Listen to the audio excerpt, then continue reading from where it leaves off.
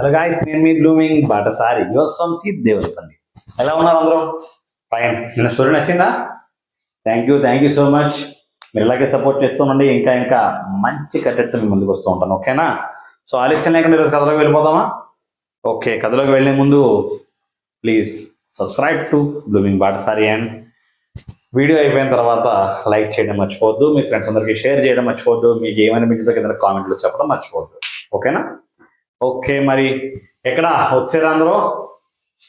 My dear darlings, buddies, bros, sisters, brothers, uncles, aunties అందరూ వచ్చారా? Okay, so ఈరోజు కథలోకి వెళ్ళిపోదామా? ఫైన్. ఒక అడవిలో ఒక మైనా పక్షి ఉండేది. మైనా పక్షి అంటే తెలుసా మీకు? చిన్న గోరింకలు ఉంటాయి కదా, మైనా అంటారు కదా. ఓకే, ఆ పక్షి ఉండేది అనమాట. సో ఆ పక్షి అడవిలో హాయిగా విహరిస్తూ ఉండేది అనమాట. దాని ఫ్రెండ్స్ అందరితోని, చిలకలు, ఇంకా రకరకాల పక్షులతో హ్యాపీగా చెట్ల మధ్యలో మంచి వాతావరణం ఉంటూ ఎంజాయ్ చేస్తూ ఉండేది. ఒకరోజు ఆ పక్షి సడన్ గా దారి తప్పి ఊర్లోకి వచ్చిందనమాట. ఊర్లోకి వస్తే ఊరుకుంటామా?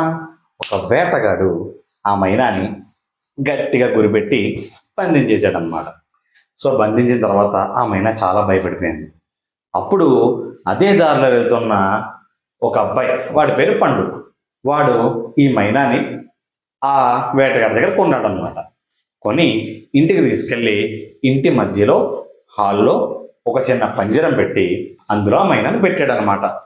3 పూట్ల హెల్దీ ఫుడ్స్ పెట్టేవాడు, మంచి మంచి ఫ్రూట్స్, నట్స్, దానికి వాటర్ అది ఇది అని లేకుండా టైం టు టైం అన్ని దాని దగ్గరికి వచ్చేవన్నమాట. ఓకే, అంతేకాకుండా టైం కుదిరినప్పుడల్లా హాయిగా దాంతో కూర్చొని ఆడుకునేవాడు అనమాట. ఓకే, తను మాత్రమే కాకుండా తన చెల్లెలు పల్లవి కూడా ఆ మైనాతో చాలా బాగా ఆడుకునేదంట. ఓకేనా? అయితే ఈ మైనా కూడా అమ్మయ్య ఏదైతేనే ఉంది, 3 పూట్ల ఫుడ్ వస్తుంది, హ్యాపీగా కదలక్కర్లేదు, అంతా బాగుంది, కానీ ఈ పంజరంలో ఉండే కొంచెం లాక్ చేస్తున్నట్టుంది, కానీ దట్స్ ఓకే అనుకుని హ్యాపీగా ఉండేదన్నమాట మైనా పక్షి కూడా. అయితే ఈ పల్లవి స్కూల్ నుంచి ఎప్పుడు వస్తుందా, తనతో ఎప్పుడెప్పుడు ఆడుకుంటుందా అని వెయిట్ చేసేదంట. పల్లవి స్కూల్ నుంచి రాగానే బ్యాగ్ పక్కన పెట్టేసి ఆ పంజరం దగ్గరికి వచ్చి ఆ మైనాతో బోల్డ్ కబుర్లు చెప్తూ ఉండేదన్నమాట. అయితే బేసిక్గా మైనా జాతి పక్షులు మనం ఏం మాట్లాడినా తిరిగి మాట్లాడగలిగే క్యాపబిలిటీ వాటికి ఉంటుందన్నమాట. అలాగా మన పల్లవి దానికి చాలా మాటలు నేర్పేదన్నమాట.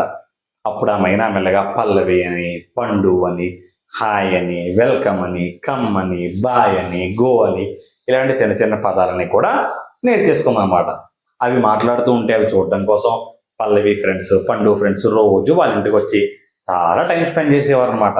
అయితే ఇలా హ్యాపీగా గడుస్తుంది, టైం టు టైం ఫుడ్ వచ్చేస్తుంది, హాయిగా ఆడుకుంటోంది, దాన్ని ఎంటర్టైన్ చేస్తున్నారు, దాంట్లో ఎంటర్టైన్ అవుతున్నారు, అంతా బాగుంది.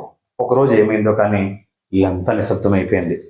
ఉదయం నుంచి సాయంత్రం అయిపోయింది, కానీ మైనాకి ఎవరో ఏమీ తీసుకురాలేదు. మైనాకి ఆకలి వేస్తుంది. అమ్మో ఎలాగా అని చెప్పి బాధపడుతూ ఉంటే వాళ్ళు మాట్లాడుకుంటుంటే మైనా విందనమాట. పండు వాళ్ళ తాతయ్య చనిపోయారు. చనిపోవడం వల్ల ఆ మైనాని పట్టించుకోవడం మానేశారనమాట. మెల్లగా అటు ఇటు అందరూ హడావిడిగా తిరుగుతూ ఉండే హడావిడిలో ఎవరో ఆ బోనిప్పేస్తే మైనా అక్కడి నుంచి ఎగిరిపోయి అడవిలోకి మెల్లగా నానా తంటాలు పడి అడవిలోకి రీచ్ అయిపోయి తన ఫ్రెండ్స్ దగ్గరికి వెళ్ళిపోయింది అనమాట. ఫ్రెండ్స్ దగ్గరికి వెళ్ళి ఇలా నేను ఇలా పలానా వాళ్ళ ఇంట్లో ఉన్నాను, అక్కడ పల్లవి అనే పాప ఉండేది, నాకు బోల్డ్ మాటలు నేర్పింది, అవన్నీ నేను కూడా మీకు నేర్పేస్తాను అంటూ ఉండేది అనమాట. అని రోజు ఆడుకుంటూ ఈ రామచిలకలతోని మిగతా పక్షులతోని తన ఫ్రెండ్స్ అంతా ఆడుకుంటూ వాడికి పక్షులు ఏ భాష నేర్చుకో నా భాష నేర్పుతానని చెప్తూ ఉండేది అనమాట. అయితే ఆ భాష నేర్పి క్రమంలో మెల్లగా ఓపిక తగ్గిపోయి వాటి మీద విసుక్కుంటూ ఉండేది, అరుస్తూ ఉండేది. వాడు సరిగ్గా నేర్చుకోకపోతే 2-3 లెంపకాయలు కూడా వేస్తూ ఉండేది అనమాట. అదేంటి మైనా పక్షి ఎలా కొడుతుంది అనుకోవద్దు, వాళ్ళ లాంగ్వేజ్ వాడుకుంటాయి మనలాగే కొట్టుకోవడానికి, తిట్టుకోవడానికి. ఓకేనా? సో హ్యాపీగా అక్కడ వెళ్ళిపోయి వాళ్ళందరినీ కమెంట్ చేసేస్తుంది అనమాట. అయితే ఒక రోజు ఏమైంది, మైనాకి బాగా కోపం వచ్చేసింది, వీడు సరిగ్గా నేర్చుకోవట్లేదని చాలా సీరియస్ అయిపోయి ఆ గూడంతా చెదర కొట్టేసి వాడిని టపా కొట్టేస్తుంది అనమాట మిగిలిన ఫ్రెండ్స్ అని. అది చూసిన అందులో ఒక రామచిలక లేచి, పోయి మైనా, బేసిక్గా ఎవరైనా ఏదైనా మాట్లాడితే దాన్ని రిపీట్ చేయడం నీకున్న ఎక్స్ట్రా క్వాలిఫికేషన్, నీకున్న ఎక్స్ట్రా పవర్, దానివల్ల నువ్వు ఈజీగా నేర్చుకున్నావు. అంత మాత్రం నువ్వు పెద్ద ఏదో అన్నీ నీకే తెలిసి నువ్వు బడాయిపోకు. మాకుండేవి మాకుంటాయి, మేము నేర్చుకునేవి మేము నేర్చుకున్నాం. మాలా నువ్వు ఉండలేవు, నీలా మేము ఉండలేము. నీకు అదే నచ్చితే పో, వీళ్ళ పంజరం బతికే బతుకు, ఈ ప్రకృతిలోకి రాకు. ఇది మా అడ్డ, మేమందరం మాకు నచ్చినట్టు ఉంటావు.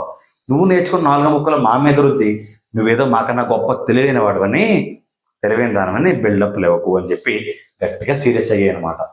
అది విన తర్వాత ఒక్కసారిగా మైనాపక్షి కళ్ళు మూసుకుని ఆలోచించింది అనమాట. నిజమే కదా, నేను ఇక్కడి నుంచి వెళ్ళిన దాన్నే కదా, ఏదో 4 ముక్కలు నేర్చుకుని నేనెందుకు అంతా బిల్డప్ ఇచ్చేస్తున్నాను అని చెప్పి ఆ మైనాపక్షి కూడా చాలా కంట్రోల్ అయ్యి నిజమే నాదే తప్పని చెప్పి మళ్ళా వాళ్ళతో కలిసిపోయి వాళ్ళతో సమానంగా ఉంటూ ఉండేది అనమాట. కాబట్టి మనం ఎక్కడికి వెళ్ళి ఎంత దూరం వెళ్ళి ఎంత సంపాదించినా, అలాగే ఎన్ని నేర్చుకున్నా మన సొంత ఊరు, సొంత ఇల్లు, సొంత మనుషుల మధ్యలో వాళ్ళతో సమానంగానే మాట్లాడాలి. అవునా కదా? 4 ముక్కలు కొత్తగా నేర్చుకున్నంత మాత్రాన మనకు వచ్చింది అవతల వాళ్ళకి రానంత మాత్రాన వాళ్ళు తక్కువైపోయినట్టు కాదు, వాళ్ళకి రాంది మనకు వచ్చినంత మాత్రాన మనం గొప్ప అయిపోయినట్టు కాదు. ఎవరికి ఉండేది వాళ్ళకు ఉంటుంది. అదే కదా, అంతే కదా. ఎవరికి ఏ ఉండాలో, ఎవరికి ఏ పవర్ ఉండాలో, ఎవరికి ఏ టాలెంట్ ఉండాలో వాళ్ళకి ఆ టాలెంట్ ఉంటుంది. కాబట్టి ఎవరిని క్రిటిసైజ్ చేయొద్దు, ఎవరితోని క్రిటిసైజ్ చేయబడద్దు కూడా. ఓకేనా?